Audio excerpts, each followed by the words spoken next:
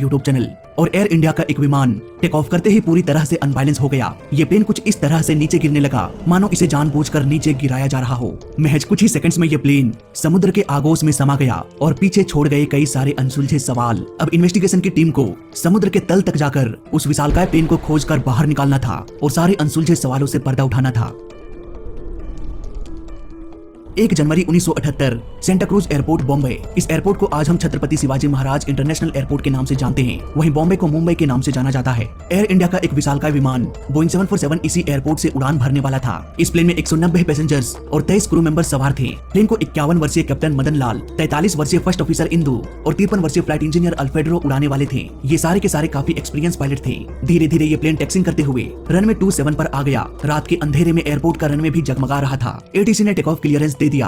अब air India का ये फ्लाइट 855 धीरे धीरे रनवे पर रन करते हुए टेक ऑफ कर गया। इस प्लेन को समुद्र से होते हुए दुबई इंटरनेशनल एयरपोर्ट जाना था। एटीसी भी लगातार प्लेन को गाइड कर रहे थे। प्लेन धीरे धीरे अपने एल्टीट्यूड को गेन करने लगा। कैप्टन ने प्लेन को थोड़ा सा राइट की ओर मोड़ दिया ताकि ये प्लेन दुबई की ओर मुड़ जाए। इसके बाद वापस से ये प्लेन नॉर्मल पोजीशन में आ गया। पायलट के द्वारा लिए जा रहे हर डिसीजन पर एटीसी की नजर थी। उड़ान के करीब 4 मिनट बाद एटीसी ने प्लेन का पोजीशन जानने के लिए फ्लाइट 855 से कॉन्टेक्ट किया। बैक टू बैक बार बार कोशिश किया गया कि एयर इंडिया फ्लाइट 855 से कॉन्टेक्ट हो जाए, पर अफसोस एटीसी को कोई भी जवाब नहीं मिला, न किसी तरह की इमरजेंसी और न ही कोई मेडे कॉल। ये प्लेन अचानक से शांत हो गया। एटीसी को अब ये अंदेशा होने लगा कि एयर इंडिया के इस विमान में बैठे सारे यात्रियों की जान अब खतरे में है। तुरंत ही बचाव दल को समुद्र की ओर भेज दिया गया, पर इस रात के अंधेरे में क्रैश लोकेशन का पता लगाना भी बहुत ही मुश्किल था। ऊपर से रेस्क्यू टीम के पास प्लेन क्रैश के लोकेशन का भी पता नहीं था।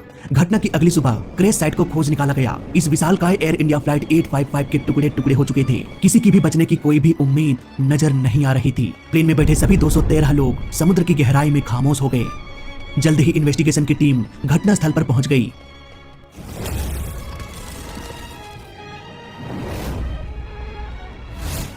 इस प्लेन के सच्चाई का पता लगाने के लिए समुद्र के अंदर से प्लेन के टूटे हुए पार्ट्स को बाहर निकालना था। इस काम को पूरा करने में महीनों का समय लग गया। हर रोज कुछ न कुछ प्लेन के छोटे छोटे पार्ट्स को समुद्र से बाहर निकाला जा रहा था। इससे एक बात तो साफ होती जा रही थी कि प्लेन हाई स्पीड से समुद्र से टकराया होगा। यही वजह है कि ये कई सारे छोटे छोटे टुकड़ों में बट गया। अगर प्लेन में किसी तरह का इमरजेंसी होता तो ये पानी में आराम से कम डैमेज के साथ भी लैंड कर सकता था। इस पर भी मैंने एक डिटेल्ड वीडियो बना रखा है कि कैसे एक प्लेन को पानी में इमरजेंसी लैंडिंग कराया जाता है। एयर इंडिया फ्लाइट 855 के इतने टुकड़े देखकर बस यही लग रहा था कि ये कोई नॉर्मल वाटर लैंडिंग नहीं था। जब एटीसी से पूछताछ किया गया तो उन्होंने ये कहा कि प्लेन राइट की ओर मुड़ा था ताकि वो दुबई की ओर उड़ान भर सके। इसके बाद दोबारा से हमारा कांटेक्ट प्लेन से नहीं हो पाया। आखिर इस प्लेन में क्या इमरजेंसी थी? क्या पायलट के पास इतना भी वक्त नहीं बचा होगा कि वो एटीसी को कुछ बता पाए? अगर प्लेन के अंदर धमाका हो जाए तो ऐसा हो सकता है कि अचानक से प्लेन के टुकड़े टुकड़े हो गए और पायलट को वक्त नहीं मिल पाया कि वो एटीसी को कुछ बता पाए। अब इन्वेस्टिगेशन की टीम बॉम्ब ब्लास्ट को लेकर छानबीन करने में लग गए, पर उनका ये शक जल्द ही झूठ साबित होने वाला था, क्योंकि एक बॉम्ब ब्लास्ट में भीषण आग लगती है, जबकि एयर इंडिया फ्लाइट 855 के मलबे की जांच करने के बाद आग लगने का कोई भी सबूत नहीं मिला।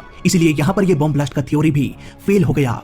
फ्लाइट 855 के साथ आखिर क्या हुआ, इसका पता लगाने के लिए ब्लैक बॉक्स के रिपोर्ट का आना जरूरी हो गया। कुछ ही दिनों के इंतजार के बाद कॉकपिट वॉइस रिकॉर्डर का ऑडियो आ गया। इस रिकॉर्डिंग में एक बहुत बड़ा सबूत हाथ लगा। प्लेन के टेक ऑफ के करीब 2 मिनट बाद ये राइट की ओर मुड़ गया ताकि वो दुबई की ओर जा सके। इसके कुछ ही सेकंड्स बाद ही कैप्टन का आवाज रिकॉर्ड हुआ। वो कह रहे थे कि प्लेन के इंस्ट्रूमेंट को आखिर क्या हो गया। मेरा एल्टीट्यूड इंडिकेटर ये दिखा रहा है कि प्लेन राइट की ओर झुक गया है। वहीं फर्स्ट ऑफिसर ने जवाब देते हुए कहा कि सर, मेरा भी इंडिकेटर ये दिखा रहा है कि हमारा प्लेन झुक रहा है। उधर पीछे फ्लाइट इंजीनियर की आवाज आ रही थी कि उधर मत जाना, उधर मत जाना। बस इसके बाद रिकॉर्डिंग बंद हो गया।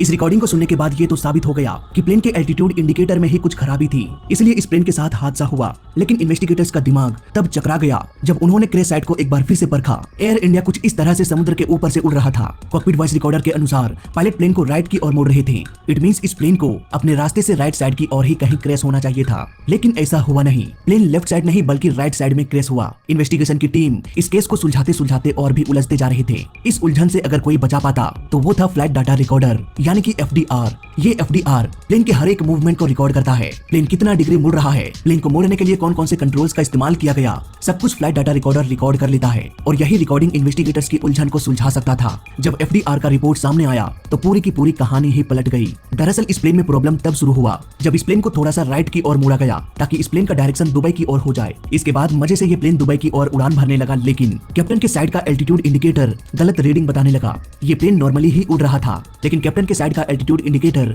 ये बता रहा था कि प्लेन अब राइट की ओर मुड़ चुका है। इसलिए तो कैप्टन ने कहा कि इस इंस्ट्रूमेंट को क्या हो गया है। ये कहते हुए कैप्टन ने प्लेन को लेफ्ट की ओर मोड़ दिया ताकि ये प्लेन सीधा हो सके, लेकिन प्लेन का इंडिकेटर अब भी राइट की ओर के झुकाव को ही दिखा रहा था। कैप्टन ने कंफर्मेशन के लिए फर्स्ट ऑफिसर से पूछा कि अपने एल्टीट्यूड इंडिकेटर के बारे में बताओ। फर्स्ट ऑफिसर ने जवाब देते हुए कहा कि हाँ सर, प्लेन झुक रहा है। दोस्तों, यहाँ पर फर्स्ट ऑफिसर ने बहुत बड़ी गलती कर दी। उन्होंने कह तो दिया कि प्लेन झुक रहा है, लेकिन उन्होंने ये नहीं कहा कि किस डायरेक्शन में झुक रहा है। दरअसल कैप्टन के फॉल्टी इंडिकेटर ये बता रहा था कि प्लेन राइट की ओर झुक रहा है, इसलिए कैप्टन ने प्लेन को लेफ्ट की ओर मुड़ा। उधर फर्स्ट ऑफिसर का एल्टीट्यूड इंडिकेटर सही से काम कर रहा था। कैप्टन ने प्लेन को लेफ्ट की ओर मुड़ा, इसलिए फर्स्ट ऑफिसर ने कहा कि हाँ, प्लेन झुक रहा है। उनके कहने का मतलब ये था कि प्लेन लेफ्ट की ओर झुक रहा है, लेकिन कैप्टन ने समझ लिया कि ये राइट की ओर झुक रहा है, इसलिए वो लगातार प्लेन को लेफ्ट की ओर मोड़ते रहे। बाहर इतना अंधेरा था कि आसपास के नजारों को देखकर भी ये पता नहीं लगाया जा सकता था कि प्लेन किस डायरेक्शन में झुका हुआ है। फर्स्ट ऑफिसर की बात सुनकर कैप्टन को ये यकीन हो गया कि हाँ, वाकई में प्लेन झुका हुआ है राइट की ओर। इसलिए कैप्टन ने और जोर लगाकर प्लेन को लेफ्ट की ओर मोड़ने लगा, जिससे प्लेन और भी तेजी से गिरने लगा। उधर पीछे बैठा फ्लाइट इंजीनियर पूरे कॉकपिट के इंस्ट्रूमेंट को साफ साफ देख पा रहा था। प्लेन में 2 एल्टीट्यूड इंडिकेटर लगा होता है, एक कैप्टन की ओर और दूसरा फर्स्ट ऑफिसर की ओर। इसके अलावा भी एक एल्टीट्यूड इंडिकेटर बीच में लगा होता है। इन केस अगर एक एल्टीट्यूड इंडिकेटर खराब हो जाए तो बाकी का 2 एल्टीट्यूड इंडिकेटर सही से काम करे और आसानी से ये पता भी चल जाए कि कौन सा 2 इंडिकेटर सेम रीडिंग दे रहा है और एक इंडिकेटर जो गलत रीडिंग दे रहा है वो आसानी से पकड़ा जाए और प्लेन किसी भी हादसे का शिकार ना हो। फ्लाइट इंजीनियर पीछे बैठा हुआ था, इसलिए वो एक बार में तीनों एल्टीट्यूड इंडिकेटर को देख सकता था, जबकि फर्स्ट ऑफिसर और कैप्टन को एक दूसरे का इंडिकेटर देखने के लिए लेफ्ट राइट घूम के देखने की जरूरत थी। यही वजह है कि पीछे बैठा फ्लाइट इंजीनियर चिल्लाने लगा कि रुको रुको, उधर नहीं, उधर मत जाओ। पर इससे पहले कि कैप्टन को कुछ समझ में आता, बहुत देर हो चुकी थी। एक छोटा सा फॉल्टी एल्टीट्यूड इंडिकेटर की वजह से और रॉन्ग कम्युनिकेशन की वजह से एक विशालकाय plane Air India flight 855 crash हो गया और सभी लोगों की मौत हो गई। यह हादसा अपने दशक का सबसे भयानक हादसा था। तो फिलहाल इस केस स्टडी में अभी तक के लिए बस इतना ही। वीडियो अच्छा लगा तो लाइक कर देना, बुरा लगा तो डिसलाइक कर देना।